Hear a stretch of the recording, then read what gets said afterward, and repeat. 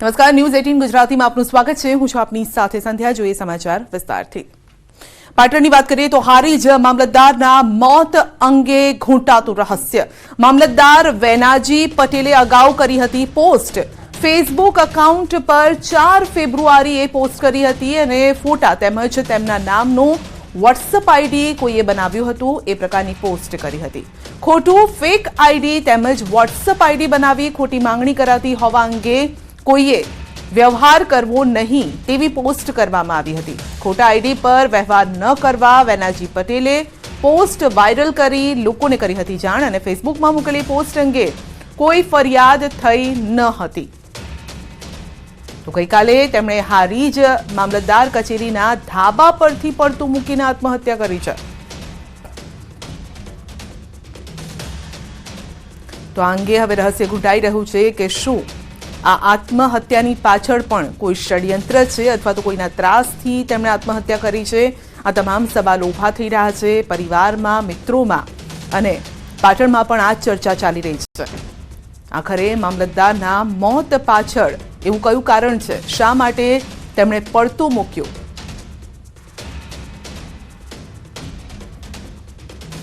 તો 4 ફેબ્રુઆરીએ તેમણે પોસ્ટ કરી હતી સોશિયલ મીડિયામાં। તેમનું અકાઉન્ટ હેક થઈ ગયું છે એ પ્રકારની તેમણે પોસ્ટ કરી હતી અને કોઈએ વ્યવહાર કરવો નહીં તે પ્રકારની પોસ્ટ કરી હતી। તો ફેક આઈડીથી માંગણીઓ થતી હોવાની તેમણે વાત તેમાં મૂકી હતી। વધુ અપડેટ મેળવીશું સંવાદદાતા અશરફ પાસેથી। જી અશરફ, મામલતદારના મોત અંગે શું ચર્ચાઓ ચાલી રહી છે? શું આ અંગે કોઈ તપાસ થઈ રહી છે? બિલકુલ સંધ્યા, ગત રોજ જે ઘટના દુઃખદ સામે આવી હતી કે હારીજ મામલતદાર કચેરીમાં ફરજ બજાવતા વેનાજી પટેલ નામના કર્મચારીએ જે ધાબા પરથી પટકાઈને સુસાઇડ કર્યો હતો। પોલીસ તપાસમાં પણ પ્રથમ તારણ ક્યાંક આત્મહત્યા કરી હોય તે મુજબ જ આવી રહ્યો છે, પરંતુ હજી સુધી આત્મહત્યા કરવાનો પાછળનો જે રહસ્ય છે તેના પરથી હજુ પડદો ઉચકાયો નથી। પરંતુ જે રીતે મામલતદાર દ્વારા પોતાના ફેસબુક એકાઉન્ટ પર લગભગ 4 ફેબ્રુઆરીના રોજ એક પોસ્ટ વાયરલ કરી છે, જેમાં મામલતદારે લખ્યું છે કે મારા નામનું કોઈએ ફેક એકાઉન્ટ બનાવીને ખોટી માંગણી કરી રહી છે, તેમાં કોઈએ વ્યવહાર કરવો નહીં તેવો પોસ્ટમાં ઉલ્લેખ છે। એટલે કે ક્યાંક ને ક્યાંક શું આ કારણ હોઈ શકે તેવા પ્રશ્નો અત્યારે ઉભા થઈ રહ્યા છે। પરંતુ સમગ્ર મામલે જે રીતે જે પોસ્ટ સામે આવી છે ત્યારે પોલીસને પણ ક્યાંક પોસ્ટ બાબતે હવે વધુ તપાસ થશે કે કોને મામલતદારનો એકાઉન્ટ હેક કર્યો તો શું આ જ કારણ હોઈ શકે તે દિશામાં ક્યાંક પોલીસ હવે તપાસ હાથ ધરશે। પરંતુ માંગણીઓ પણ કરવામાં આવી રહી છે કે ફેક આઈડી થી માંગણી થતી હતી, તો શું તેમને કંઈક પ્રેશર બનાવવાનો તેમના ઉપર પ્રયાસ કરવામાં આવતો હતો કોઈના દ્વારા? શું આ અંગે પોલીસને કોઈ શંકા લાગી રહી છે? બિલકુલ સંધ્યા, જે રીતે પોસ્ટમાં ઉલ્લેખ કરાયો છે કે ખોટી રીતે માંગણી હોય એટલે ક્યાંક ને ક્યાંક મામલતદાર આર્થિક જે એકાઉન્ટ હેક થયું એના લઈને ક્યાંક તણાવમાં હોઈ શકે તેવું આપણે તારણ કાઢી શકીએ। પરંતુ ચોક્કસ જે પોસ્ટમાં જે શબ્દો લખ્યા છે તે ક્યાંક ગંભીર શબ્દ છે, એટલે કે ખોટી માંગણીઓ એટલે કે પૈસામાં તો ખોટી માંગણી એવા શબ્દો ઉલ્લેખ ન કરી શકે કે વ્યવહાર ન કરી શકે એવો ઉલ્લેખ કરે। પરંતુ જે રીતે પોસ્ટ વાયરલ થઈ છે એટલે પોલીસને ક્યાંક કડી હાથમાં આવી હોય તેવું કહી શકીએ, કારણ કે પોસ્ટના આધારે જ હવે પોલીસ તપાસ કરશે કે ખરેખર મામલતદારનું એકાઉન્ટ કયા હેકરે હેક કર્યો, એટલે કે ક્યાં હેકર સુધી ક્યાંક પોલીસ પહોંચી જાય તો શું સમગ્ર જે આત્મહત્યા છે તેનું કારણ ક્યાંક સ્પષ્ટ થઈ શકે છે। પરંતુ પોલીસ પણ હજી વિમર્શનમાં છે, કારણ કે મામલતદારે જે સુસાઇડ જયારે કર્યું છે ત્યારે તેમની નજીકથી કોઈ પણ એવી ક્લુ નથી મળી, એટલે કે સુસાઇડ નોટ કે એવું કઈ હજુ મળ્યું નથી। એટલે પોલીસ પણ હજુ ઝીણવટભરી તપાસ કરી રહી છે। પરંતુ ચોક્કસ કહીએ કે જે પોસ્ટ વાયરલ આવી છે તે ક્યાંક ને ક્યાંક જે આત્મહત્યા છે તેના પાછળનું કારણ જી બિલકુલ અશરફ, આપનો આભાર અમારી સાથે જોડાવા બદલ। સુરતથી અયોધ્યા જતી ટ્રેન પર પથ્થરમારાની આશંકા છે। આસ્થા ટ્રેન પર મહારાષ્ટ્રના નંદુરબાર નજીક પથ્થરમારાની આશંકા છે। રવિવારે સાંજે 8 વાગે નીકળેલી આસ્થા ટ્રેન પર નંદુરબાર નજીક 10:30 વાગે આ બનાવ બન્યો હોવાની શંકા છે।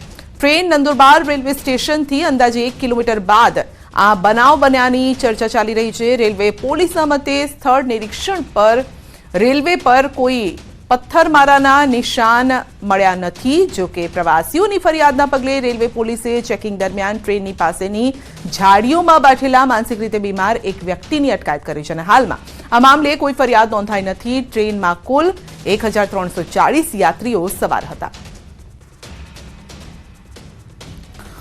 તો રેલવે પોલીસના નિરીક્ષણમાં પથ્થરમારાના કોઈ નિશાન નથી મળ્યા। જો કે સુરતના એક યાત્રીએ વિડીયોથી મોટો દાવો કર્યો છે કે ટ્રેન પથ્થરમારાની આશંકા ટ્રેન પર અને સુરતના યાત્રીનો આ દાવો છે। સુરતના યાત્રીએ વિડીયો શેર કરી હકીકત જણાવી છે. મોડી રાત્રે ટ્રેન પર પથ્થરમારો થયો હતો. કેટલાક પથ્થરો ટ્રેનની બારીમાંથી અંદર આવ્યા હતા. પથ્થરમારામાં કોઈની ઈજા નહોતી થઈ. સુરતના યાત્રીએ પથ્થરો બતાવીને દાવો કર્યો છે.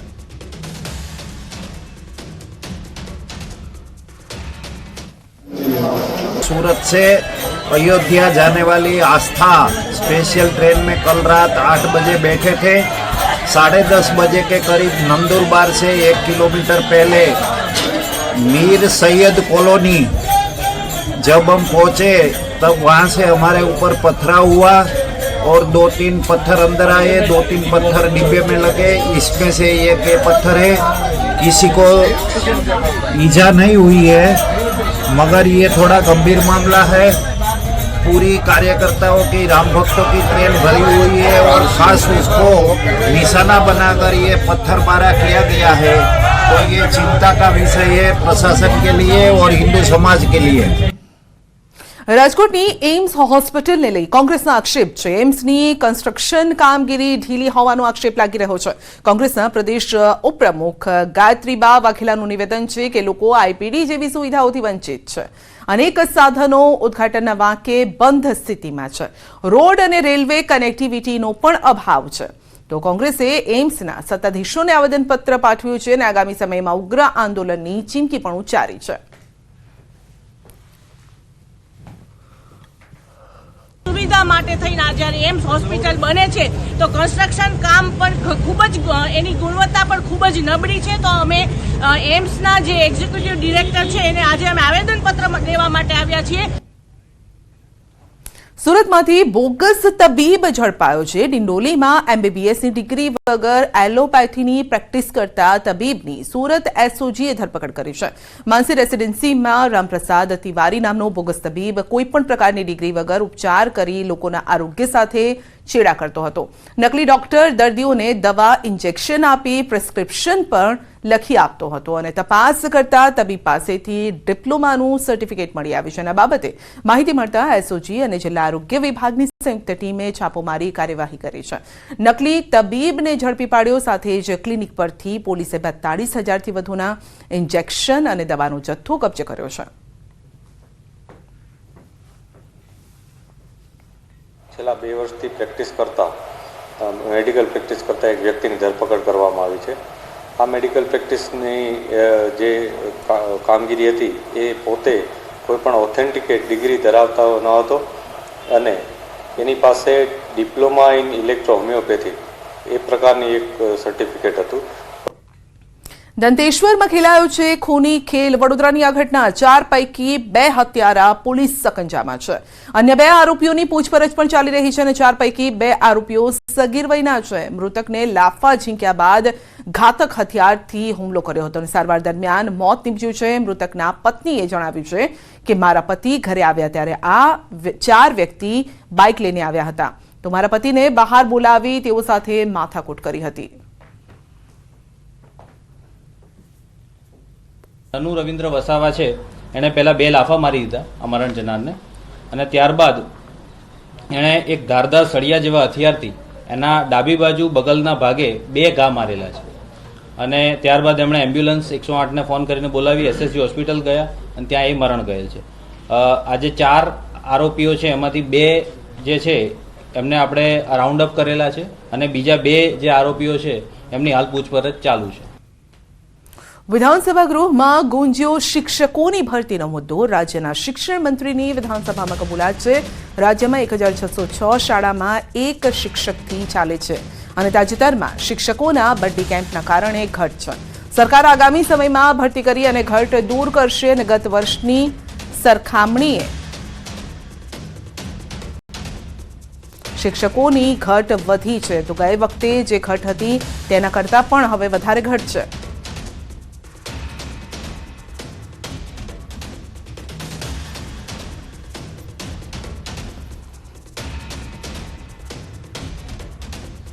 વધુ અપડેટ મેળવીશું સંવાદદાતા ગીતા પાસેથી. જી ગીતા, શિક્ષકોની ઘટનો મુદ્દો વિધાનસભામાં ગુંજ્યો છે.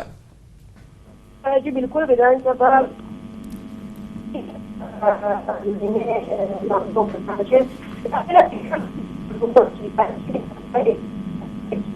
જી ગીતા, આપનો આભાર. આપનો અવાજ ક્લિયર નથી આવી રહ્યો. આપનો આભાર અમારી સાથે જોડાવા બદલ. તો રાજ્યમાં 1606 શાળામાં એક જ શિક્ષકથી આ શાળાઓ ચાલી રહી છે. ગઈ વખત કરતા આ વખતે શિક્ષકોની ઘટ વધી રહી છે, એટલે કે શિક્ષકો ઘટી રહ્યા છે.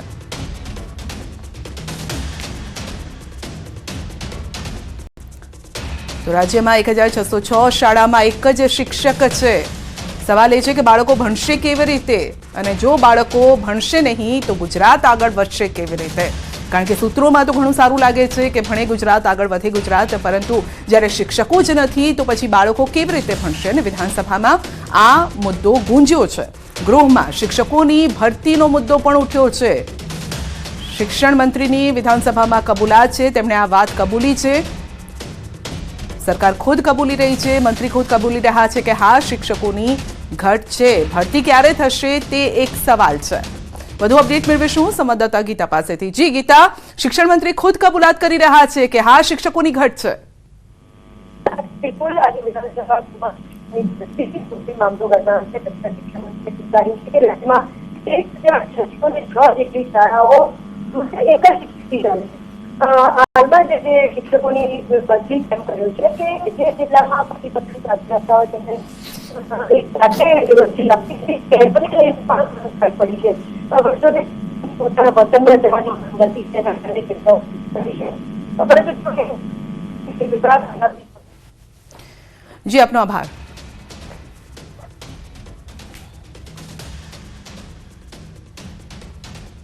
જૂનાગઢના મુચુકુંદ ગુફા પાસે દેખાયો છે દીપડો. દામોદર કુંડ નજીક આવેલી છે મુચુકુંદ ગુફા અને અતિ પ્રાચીન આ જગ્યા છે.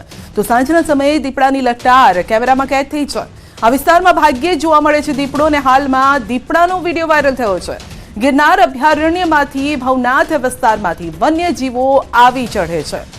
તો ભાગ્યે જ આ વિસ્તારમાં દીપડો દેખાતો હોય છે, પરંતુ દીપડાએ દેખા દેતા આસપાસના લોકોમાં પણ હવે ચિંતા વ્યાપી ગઈ છે. તો આપ જોઈ શકો છો દીપડાની લટાર. મુચુકુંદ ગુફા પાસે આ દીપડો દેખાયો છે. દેવભૂમિ દ્વારકાના ભાણવડના બરડા ડુંગરમાં લાગેલી આગ આખરે 10 કલાકની જહેમત બાદ કાબૂમાં આવી છે. કાનમીરા પર્વતના જંગલમાં ભીષણ આગ લાગી હતી અને આગના કારણે આસપાસના વિસ્તારમાં ભયનો માહોલ પણ છે.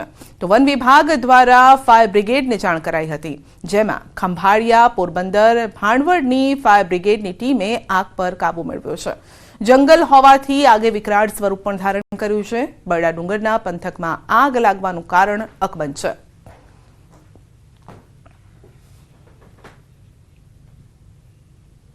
સુરેન્દ્રનગરના ધ્રાંગધ્રા એસટી બસ ડેપો પર સમયસર બસ ન આવતા પરીક્ષાર્થીઓ અટવાઈ ગયા. પરીક્ષાર્થીઓનું કહેવું છે કે સવારે 5:45 વાગ્યાની ધ્રાંગધ્રા અમદાવાદની રૂટની બસ સમયસર પહોંચી ન હતી. એટલું જ નહીં, બુકિંગ કરાવેલા પ્રવાસીઓને પણ હાલાકી પડી છે. કેટલાક વિદ્યાર્થીઓને પરીક્ષા હોવાથી સમયસર બસ ન પહોંચતા વિદ્યાર્થીઓ અટવાઈ ગયા. વિદ્યાર્થીઓનું કહેવું હતું કે ડેપો મેનેજરને ફોન કરતા તેઓ રિસીવ પણ નહોતા કરતા. એસટી બસનો સમય સવારે 5:45 વાગ્યાનો હતો અને બસ આવી 6:30 વાગે. તો વિદ્યાર્થીઓમાં પણ રોષ છે. ધ્રાંગધ્રા અમદાવાદની બસ 5:45 છે, હજી આવી નથી અને લેટ થઈ ગઈ છે. અમારે એક્ઝામ છે, અમે એક્ઝામ સેન્ટરે 5 મિનિટ મોડું થાય કે 1 મિનિટ લેટ થાય તો બી અમને અંદર જવા દેતા નથી, કે અમને આગળ આવવા દેતા નથી. હજી બસ આવી નથી, અમારે કરવું શું?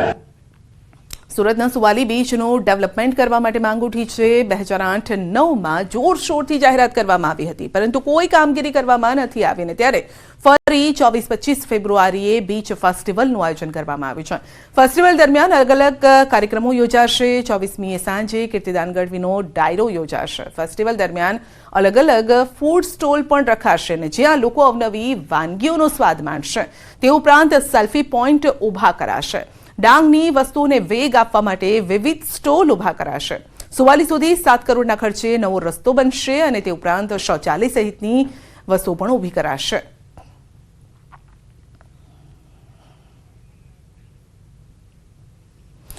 સુરત હીરા ઉદ્યોગને ફરી અસર થશે. રત્ન કલાકારો ની સ્થિતિ આગામી સમયમાં વધુ કફોડી બનશે. 1 માર્ચથી અમેરિકા રશિયા પર પ્રતિબંધ મૂકશે અને સુરતમાં આયાત થતા કુલ રફ ડાયમંડમાંથી 30થી 35% રફ રશિયાથી આયાત કરવામાં આવે છે. તો યુક્રેન યુદ્ધ બાદ અમેરિકાએ રશિયામાં ઉત્પાદિત વસ્તુઓને બેન કરવા પ્રયાસ શરૂ કર્યા, જેમાં ખાસ કરીને હીરા માટે મંજૂરી મળી છે. 1 કેરેટ કે તેથી વધુ વજન ધરાવતા પોલિશ્ડ હીરા પર 1 માર્ચથી પ્રતિબંધ લાગશે. નિર્ણયને લઈ સુરતના ઉદ્યોગના અંદાજે 35%નો ફટકો પડશે. તો office of foreign asset control દ્વારા આ બેન મૂકવામાં આવ્યો છે.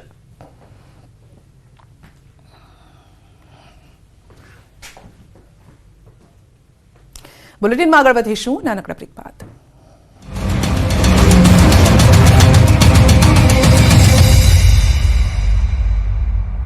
લુબી પમ્પ્સ, ફ્લો નહીં ફોર્સ.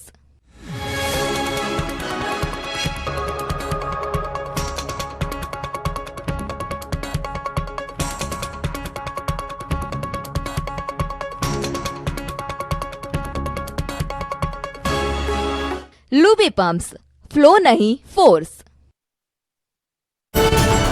નવાનો નિર્ણય તંત્ર દ્વારા લેવામાં આવ્યો હતો, ત્યારે 6 વર્ષ પહેલા આ ડેમને તોડી પાડવામાં આવ્યો હતો. વિવાદ બાદ ઝડપી કામગીરી શરૂ થતા હાલ ડેમના પાયાની કામગીરી ઝડપી પૂર્ણ થતા ખેડૂતો ખુશ થયા છે. આવનારા ચોમાસા પહેલા પાયાનું કામ કોન્ટ્રાક્ટર દ્વારા ઝડપી રીતે પૂર્ણ કરી દેવામાં આવશે. અંદાજિત 34 કરોડના ખર્ચે આ ડેમનું નિર્માણ કાર્ય હાથ ધરાયું છે. આગામી 2025 સુધીમાં આ ડેમનું નિર્માણ કાર્ય પૂર્ણ થશે. 110 ગામોમાંથી પીવાનું તેમજ ડેમની આસપાસ 15 જેટલા ગામો માટે સિંચાઈ માટે મહત્વનો સ્ત્રોત ગણાતો સાની ડેમ ઝડપી રીતે પૂર્ણ થાય તો કલ્યાણપુર અને ઓખા મંડળના ગામોમાં સોનાનો સૂરજ ઉગશે. પીવાના અને સિંચાઈની પાણીની સમસ્યામાંથી કાયમી ઉકેલ આવી જશે. યાત્રાધામ અંબાજીના ગબ્બરમાં 51 શક્તિપીઠ પરિક્રમા મહોત્સવ શરૂ થશે. 5 દિવસ સુધી ચાલનારા આ મહોત્સવની તૈયારીઓને આગરીઓ પવાઈ રહ્યો છે. પરિક્રમા મહોત્સવમાં આવતા શ્રદ્ધાળુઓ માટે તમામ વ્યવસ્થાઓ કરવામાં આવી છે. યાત્રિકો માટે નિઃશુલ્ક વાહન વ્યવસ્થા સાથે ભોજનની પણ નિઃશુલ્ક વ્યવસ્થા છે. 51 શક્તિપીઠ મંદિરના પથ પર નિઃશુલ્ક અલ્પાહારની પણ વ્યવસ્થા કરવામાં આવી. મહોત્સવને લઈ ગબ્બર 51 શક્તિપીઠ મંદિરોમાં ફૂલોનો શણગાર કરવામાં આવ્યો. મંદિર ખાતે વિશાળ મહાશક્તિ યજ્ઞનું આયોજન છે. આ તરફ યજ્ઞશાળાને પણ ફૂલોથી સજાવવામાં આવી. પરિક્રમા મહોત્સવ માટે રાજ્ય અને દેશમાંથી શ્રદ્ધાળુઓ મોટી સંખ્યામાં ઉપસ્થિત રહેશે. આ માટે એસટી વિભાગે પણ પરિવહનની વ્યવસ્થાનું આયોજન કર્યું છે.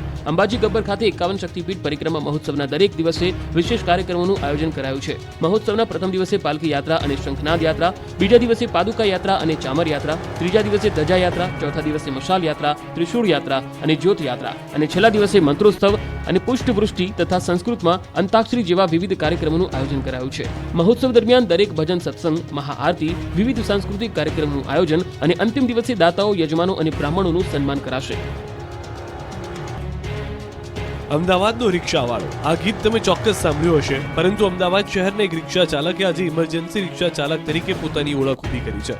સેવા હી પરમ ધર્મના વાક્યને સાર્થક કરી બતાવ્યું છે.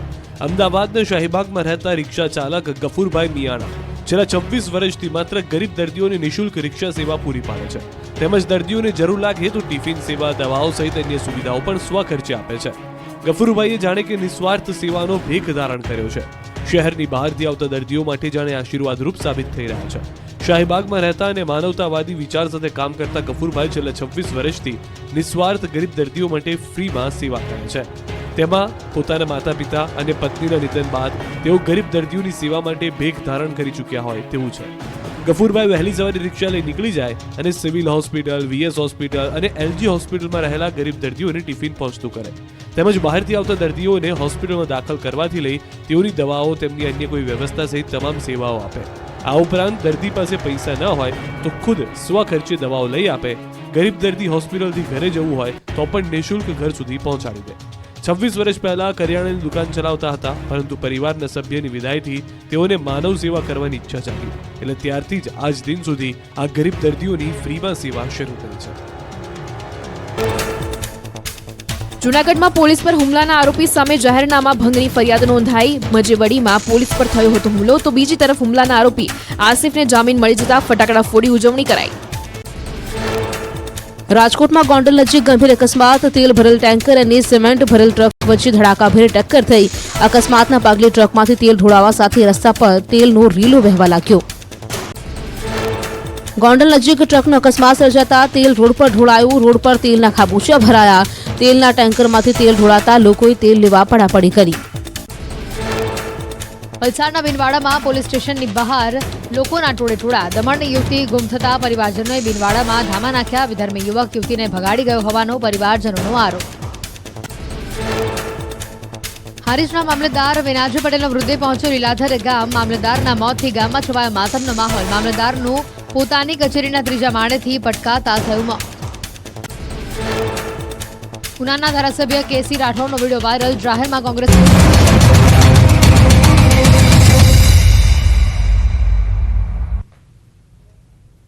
ભાવનગરમાં પોલીસ બેડાને શર્મસાર કરતો વિવાદ સર્જાયો છે. પોલીસ અધિકારીએ જ આરોપીને ભગાડ્યાનો આરોપ લાગ્યો છે. મહુવાના પીઆઈ M.A. દેસાઈ સામે આક્ષેપ છે. પાસાના આરોપીને પોલીસ સ્ટેશન બોલાવી વહીવટ કર્યો. આરોપી વિજય ગટ્ટીને વહીવટ કરી ભગાડી મૂક્યાનો આરોપ લાગ્યો છે. ઉચ્ચ અધિકારીઓને જાણ થતા સીસીટીવીના આધારે તપાસ પણ શરૂ થઈ છે. પીઆઈ દેસાઈને તાત્કાલિક અસરથી લીવ રિઝર્વમાં મૂકવામાં આવ્યા છે. આરોપીને પોલીસ સ્ટેશનમાં આવી અને પાછો જવાની ત્યાં બાબતના જે આક્ષેપો થઈ રહ્યા છે તે બાબતે ઉચ્ચ અધિકારીના ધ્યાનમાં આવતા in charge SP Shri R.R. Singhal સાહેબે આ બાબતે ઇન્ક્વાયરીના આદેશ આપેલ છે. ઉપરોક્ત ઇન્ક્વાયરી જે છે તે પાલિકાના DYSP મીર બારૈયા સાહેબ DYSP નામ ચલાવી રહ્યા છે. સુરેન્દ્રનગરના મોડી રોડ પર આવેલ શિવાલય શેલ્ટર હોમ અનેક લોકોનું આશ્રય સ્થાન છે. નિરાધાર અને તરછોડાયેલા લોકોને એક મહિલા આશરો આપે છે. મૂળ અમરેલીના નીતાબેન જાની આ શેલ્ટર હોમ ચલાવે છે. શિવાલય શેલ્ટર હોમ હાલ 25 થી 30 લોકોનું આશ્રય સ્થાન છે. ઘણા લોકો સ્વસ્થ થઈ પોતાના ઘરે પણ પરત ફર્યા છે. આજના યુગમાં બાળકો જ્યારે માતા પિતાને તરછોડે છે અથવા તો કોઈ બીમાર સભ્યને ઘરમાં નથી રાખતા તે સમયે નીતાબેન તેમની મદદે આવ્યા અને જ્યારે શેલ્ટર હોમનો માસિક ખર્ચ અંદાજે 90,000 થી 1 લાખ જેટલો થાય છે, જે ખર્ચ હાલ સેવાભાવી લોકો અને દાતાઓ દ્વારા આપવામાં આવે છે. મહિલાએ નિરાધારો, દિવ્યાંગ તેમજ માનસિક રીતે અસ્વસ્થ અને તરછોડાયેલ લોકોને નિઃશુલ્ક આશ્રય આપી સમાજને નવી રાહ ચીંધી છે.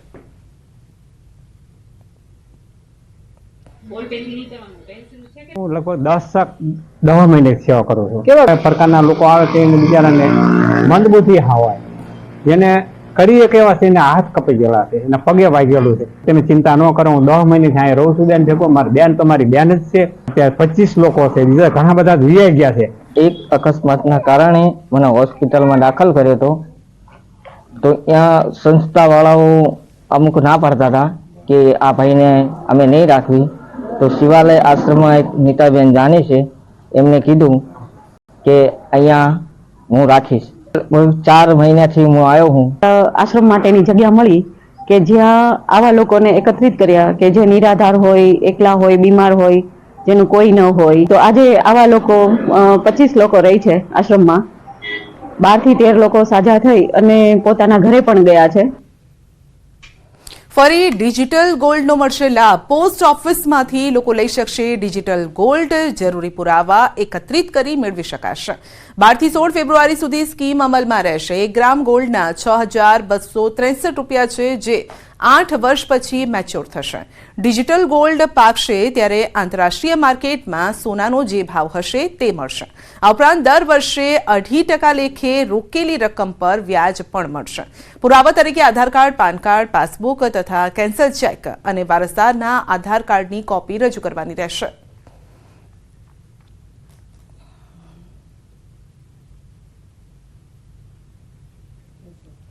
અમદાવાદમાં પ્રથમવાર યોજાઈ રેસિંગ લીગ. ભારતની સૌથી મોટી ઇન્ડિયન સુપરક્રોસ લીગમાં સીએમ ભૂપેન્દ્ર પટેલ ઉપસ્થિત રહી રેસનું ઉદ્ઘાટન કર્યું. કાંકરિયાના એકા અરેનામાં રેસિંગ સુપરક્રોસની દિલધડક મેચ યોજાઈ. અલગ અલગ ટીમોએ, જેમાં 450cc international riders, 250cc international riders, 250cc India, Asia mix અને 85cc જુનિયર ક્લાસના રાઇડર્સે લીધો ભાગ. 80% આંતરરાષ્ટ્રીય પ્રતિનિધિત્વ સાથે પોડિયમ માટે 48 રાઇડર્સ વિશ્વના વિવિધ ખૂણેથી અગ્રણી રાઇડર્સોએ આ લીગમાં ભાગ લીધો હતો અને લીગ વિવિધ વયના અને કુશળતા ધરાવતા રાઇડર્સે પોતાનું દિલધડક પરફોર્મન્સ બતાવી લોકોના દિલ જીત્યા હતા. મહત્વનું છે કે સિઝન 1ની પ્રથમ રેસ પુણેમાં યોજાઈ હતી, જેમાં 10,000થી વધુ પ્રેક્ષકોએ 4 કેટેગરીમાં ફેલાયેલા આંતરરાષ્ટ્રીય ચેમ્પિયન અને ઉભરતી ભારતીય પ્રતિભાઓને ચેરઅપ કર્યું.